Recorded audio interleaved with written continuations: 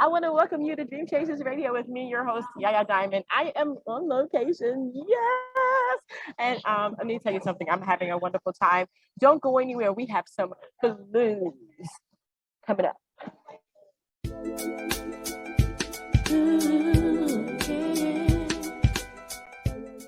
Welcome back to the show. May I tell you, you can get us on iTunes, Google Play, Stitcher, Spreaker, Spotify, TuneIn, Deezer, Vimeo, Roku, Amazon Fire.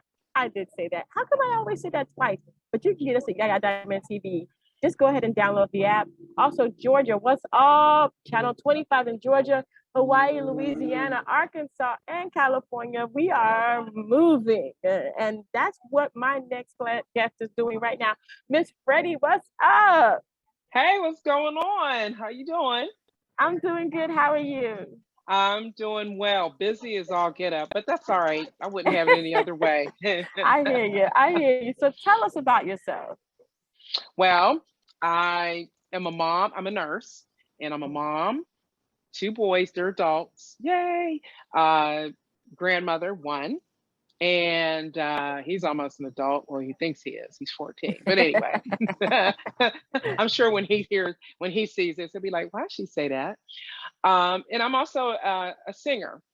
25 years, been a musician. I have 3 bands now. I just formed a 3rd band. So I am so busy. And that's me in a nutshell. I work 5 days a week as a nurse. For a surgeon, we deal with people that have pancreatic, rectal, or colon cancers. Me being a cancer survivor twice myself, breast cancer. So I do a number of charity work for homeless veterans to breast cancer awareness. So I'm pretty much a all-around person. What's my hobby? I don't know. Reading when I have time. I'm trying to figure out how you did this. Okay. It's easy. It's Freddye, easy. It is not easy, Miss Freddye. That is not easy. Don't even tell me that's easy, Miss Freddye. That's not easy. Listen, I have the TV show, I have the radio, and I have all of the editing, and then I have a family, and I have the grandchildren and all that too. I have 1 band, Miss Freddye. 1 band. You have 3 bands, and you're a nurse. And I'm a nurse. Yeah. And yeah, well, you know what I'm going to tell you. In the beginning, when I started out singing 25 years ago, I was, first time ever being in a band. And then about a few years later, I ventured off and started my own thing. And I think it comes from, being the mom, the nurse. And as a nurse, you have to learn to prioritize stuff. And you have to learn to always keep your house in order. And it goes with the family. And then my youngest is on the autism spectrum. So, it has made me, I have to tell you, sometimes I'm late. Sometimes I'm late. But it's either last minute or it's like, okay, where's she at? It's 5 minutes. But I have learned with this pandemic, it has made me appreciate staying on task, don't get all stressed out, it'll get done. And I'm like the band leader, I get the gigs, I get the money, I do it all because the guys don't want to do it. I ask every year, I try to be fair, who wants to do this? Who wants to take over? Because all I want to do is show up for practice and the gigs. I'm done. They don't want to do it. And that's what I'm getting ready to do right now. Show up for the practice. Yep. I want, but you know what? I'm okay with that. Because I schedule everything around my schedule. That's the only way you can do it. And I get respect for that. The guys do not, they don't like, why do we have to do it? I don't get that because I told them, if you want to complain, you be the leader. I'll be the follower, I can just go do my thing. And so I like doing it. And it is easier because I've learned to have patience. Because I used to not be patient at all. I'm like, oh, why isn't this done? And I used to micromanage. I don't do that anymore. If I give you something to do, I'm going to check back with you because I've given you, say, like if I need it done by the end of the week, okay, I'm going to get back to you before the last day of the end of the week. So yeah, I find it a lot easier than say 10 years ago. Wow. That's the truth. Uh, more power to you, girlfriend. More power to you. You keep that. You run with that, girl. My gosh. But okay, so you do a lot. Congratulations on all of your time management because oh my gosh, I just can't. But you sing blues. A lot of people have said blues is a dying art form. I beg to differ. Blues is the stem of every art form that I can think of in the music industry. How can it be dying when it was the mother of all art forms of music? I am going to tell you that has been the big debate ever since I've got into singing blues 25 years ago. And even more so, I'm thinking 5 to 10 years up until now. And if you notice, and I tell a lot of people, look at all the artists from the 70s and the 80s. All of a sudden, they're putting out a blues album. What? Like Cyndi Lauper. I was shocked. Was it Paul Simon? Was it a blues? I'm like, what? And then you have the hip hop rap artists that are working with blues musicians and they're mixing it. You have pop Yes. artists, you have country. Now, country to me, and this is my opinion, I don't know what my parents would think, may they rest in peace. But I think country is a spin-off from blues. I think blues has been around way before, back in the slavery times. That's how it comes off. And then you had different music coming off from the slavery days. You got the jazz and the ragtime. You got your blues. Because if you listen to some of the blues back in the 20s and 30s, you would think, oh, it sounds kind of jazzy. Well, no, that's what they called blues back then. I don't think it's dying. I think people are trying to reinvent it. And then there are people, and then there's rock blues, which is cool. If you want to do blues rock, that's fine. I do a little bit of blues rock. So it's I think artists are trying to reinvent it so that it doesn't die. It's not dying. Is it as popular as, say, heavy metal, punk metal, jazz? Probably not. Is it as popular as country? Probably not, but it's not dying because there's always somebody trying to reinvent it or coming out with an album and you're surprised by it. Yep. Wow. So tell me about your songwriting. Do you write all the songs? Do you guys collaborate? I mean, and where you go? I mean, how do you find blues clubs nowadays? I mean, you're booking everything, so I mean, I'm talking to the right person here. Well, we'll talk about that, and then I'll get back to the songwriting. So, in the beginning, it was very hard after I ventured out on my own. I picked a song that I was comfortable singing. I didn't have an album or anything, a CD to carry around or a cassette tape. Those of you who don't know what a cassette tape is, just Google it. I think they're coming back in style. But anyway, get your pencils out. Get your pencils out. Yep, that's right. Yep, that's right. So, but I would go sing a cappella. I love singing At Last. I think it's a beautiful love song. And I would go to different clubs where the band that I used to be in would go. And it took me years. And then finally I came out with an album in 2010. But I think I really didn't start getting noticed until 2008 when I won the blues competition for West Virginia. I had tried a number of times here in my home state, Western PA.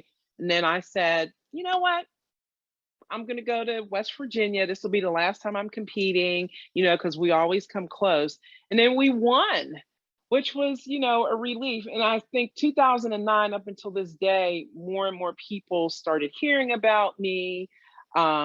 Musicians wanted to collaborate with me. And so now I have venues, festivals getting a hold of me instead of me getting a hold of them, which I really appreciate that. That is so wonderful. But I tell them, I start booking January, like, okay, already for next year. I had started booking 2-3 months ago. So it's slowly but surely I'm getting filled up for next year. And I really don't want to go out on, like out doing shows till April and then beyond. So from April to November, I'm busy. April to September, I'm gigging every single weekend, 2, 3 gigs, and worked 5 days a week. I'm not bragging. I can just do it and I feel comfortable. So that's where that is at now. And it's not easy. It's not, look, she's like, I don't know how she do this, but she's making me tired. I mean, I, you're a nurse. Thank you for your service, first of all. Thank you.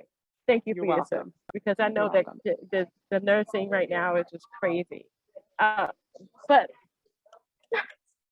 I don't get it. I couldn't do it. More I power have to to you. tell, well, yeah, and you know what? Thank you. I have to tell you, I love doing what I do in this life, the mom, the nurse, the musician, because I have combined all three at one time or another. And that's where the songwriting come in. I have wrote a couple songs and I've collaborated some of the songs on my 2 albums, co-written, because I actually have people who write songs for me. Believe it or not, I'm like, yay. And you know, they'll say, what do you think about this? This is how it goes, but you know, do it Miss Freddie's way. And I'll listen. And if I, you know, want to like, can I like change this word or do something? I will do that because I respect them. I have like 3 or 4 songwriters. And it comes easy to me. Songwriting, it baffles me because sometimes I'm just stuck. I'm like, I don't know what I want to write, but I write poetry. And I'm told there's really not a big difference. I said, yeah, it is. I think so. I know. I can sit down and write. I've been writing poems all my life. I used to do them in high school and sell, you know, $5 a piece to get my prom stuff, you know. So there's a difference. So that's where the songwriting, and I'm learning, like I've joined a songwriting group here locally. They do Zoom. And so I'm learning a lot of things. And even the songwriters, you know, I've been given books, you know, on rhyming because I can rhyme now. I can rhyme. And somebody said, but you write poetry. I said, no. So if I'm doing a song, okay, let's just take something that hopefully everybody knows. Rock Me Baby. Key is C.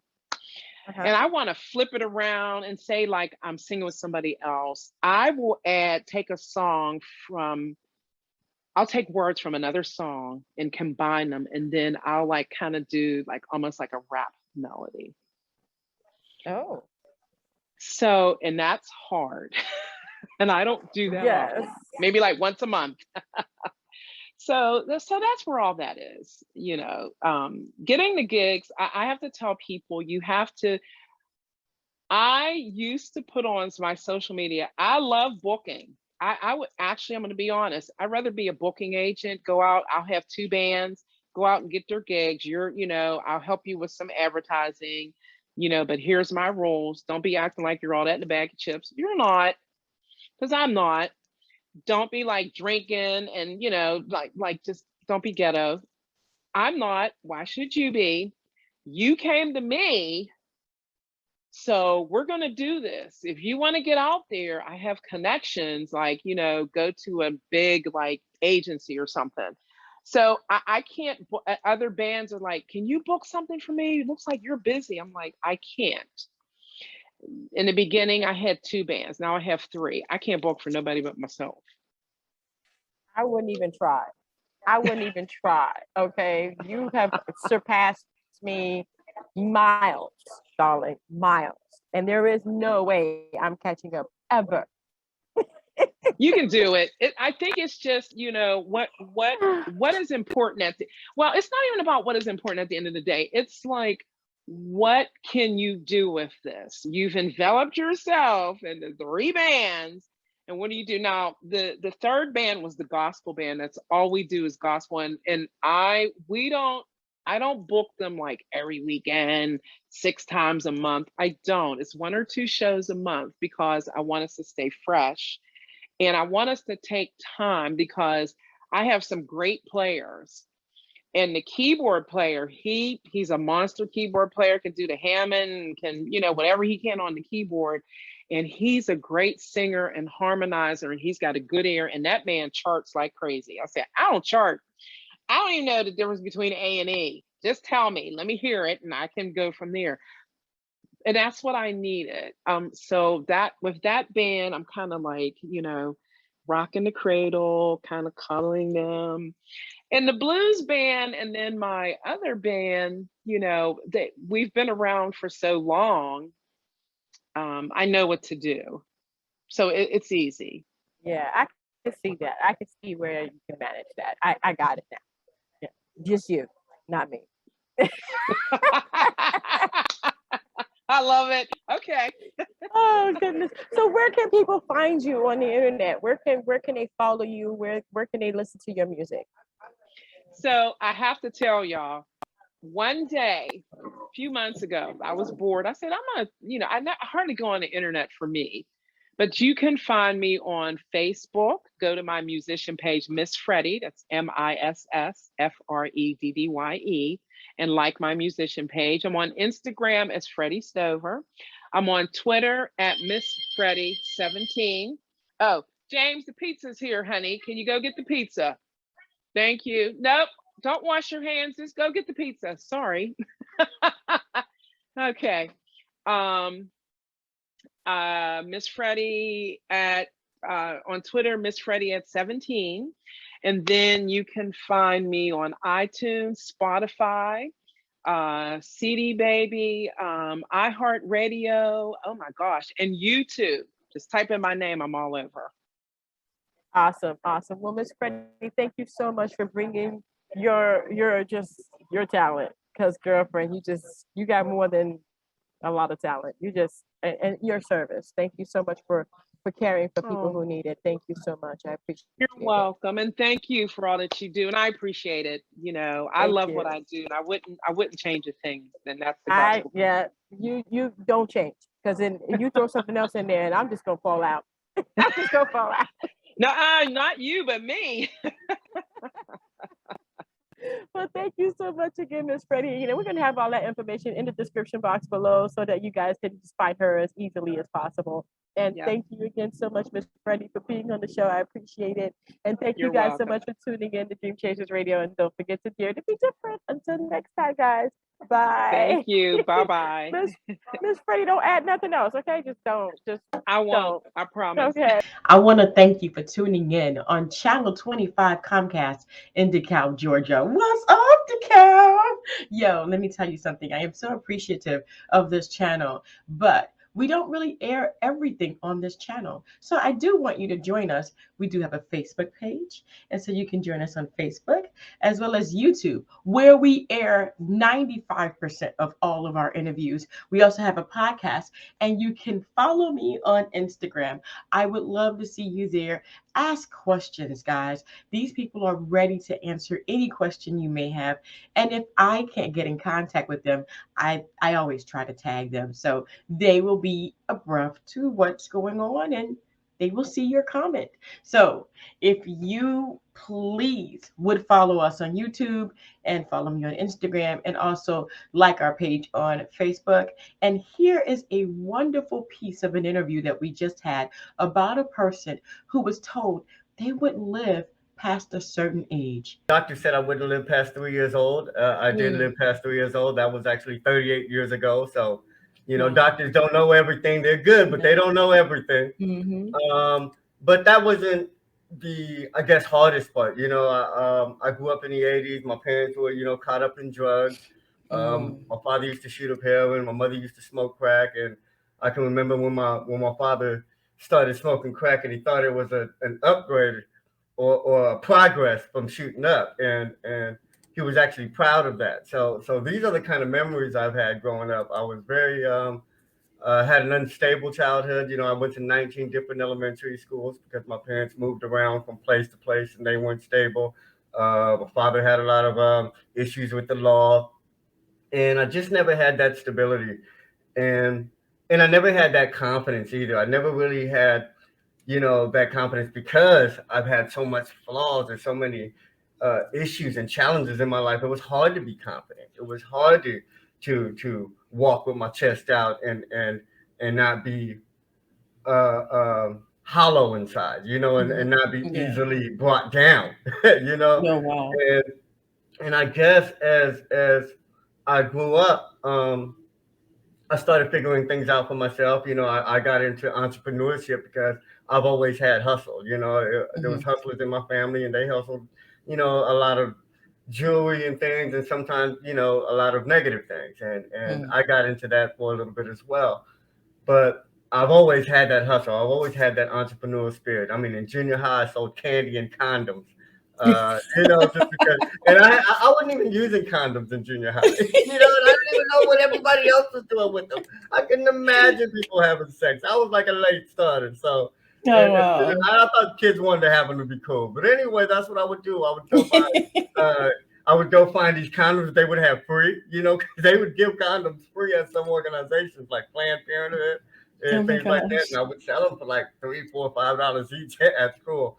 And would also buy like airheads and warheads for like 10 cents, sell them for 25 cents. But like I said, condoms were a bigger business. And that graduated, like I said, to some of the illegal things for a little while. I had a mobile dispensary before they called it a mobile dispensary, back when you couldn't just have one of those.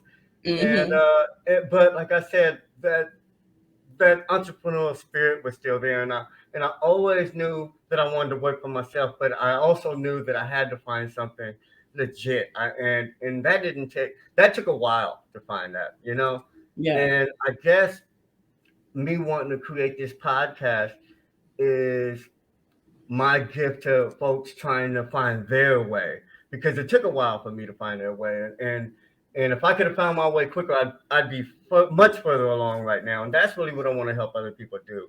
I want to help them like really cut the learning curve, really find out who they are, really develop that confidence, that love for themselves, and that healthy attitude of personal development, so they can really create and live their own definition of success instead of feel like a victim of all the things that happen to you. We all have things that happen to us. Congratulations on living beyond the doctor's expectations.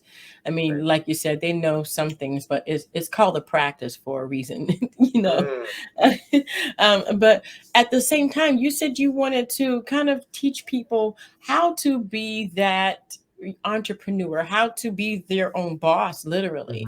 So, why now? Why not like in the past? What have you been doing since then that has led you to this point? I think I have a lot of organization and a lot of self-discovery. I've learned a lot about myself over the last few years. I've gotten to entrepreneurship a while ago, but I never thought I could teach it. And I never thought some of the things that I was doing were teachable. And some of the things that I was doing were just a reflex, I guess instinct. And I didn't think those were teachable skills as well. And as I got more progressive in my business and started building a bigger brand and getting involved in more people, it started to show me that maybe this isn't just a fluke. Maybe this isn't just my personality or anything like that. Maybe I'm actually doing things in a way. Again, thank you guys so much. And until next time, guys, don't forget to dare to be different. Bye.